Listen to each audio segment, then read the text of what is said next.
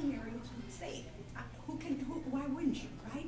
Here's a good city like Philadelphia. You've got good universities. You've got Temple, you've got Drexel, you've got University of Pennsylvania. You want them best parents, the parents that send their gifted and talented children there.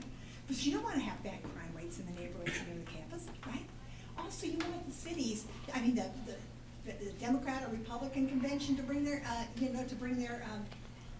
every 4 years to have a convention there. You want businesses to come and locate there. If you've got a bad crime record, and universities schedule that and check that, not likely if you're going to get good students in there if you got bad rates. So they were trying to protect their clientele, the city and the universities and the businesses. Not an excuse because of what can happen. This is one of the unintended consequences. And so they had to go back and open those cases, and now I don't think they count everybody. They count everybody. Okay. So that's a good thing that happened. Also, there's a scholarship in my daughter's name at Duke University. I saw a woman back there that had you back her shirt when she walked in here. There's a scholarship in her name at Duke, and it goes every year to a woman who is gifted and talented but probably couldn't afford to go to that school. And there's a roofing endowment fund in the city of Washington, D.C., because we worked a lot with low-income populations there in D.C. when we were working with our faith group.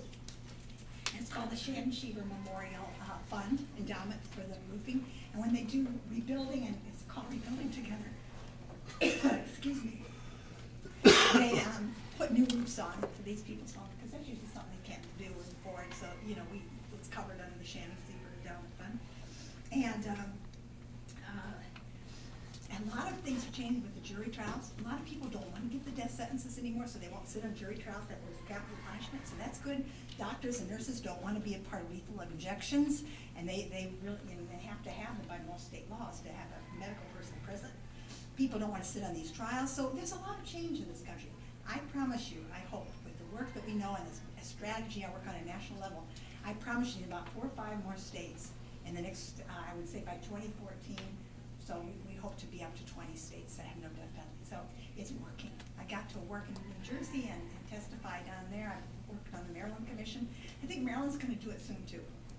So a lot of good things are coming. And I know that there's going to be a lot of questions. I hope there will be. And then if I kind of move too fast or one topic together, or something wasn't clear in the transition, you will ask me questions.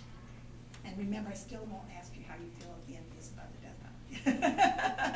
I just want you to learn from one experience. And so I now work with the National Victims Human Rights Group. There's brochures on the back about murder victims' families or human rights. I'm the chair of the board, so I get to work with murder victims all across the country, and that whole movement is being more and more positive. More and more victims do not want to go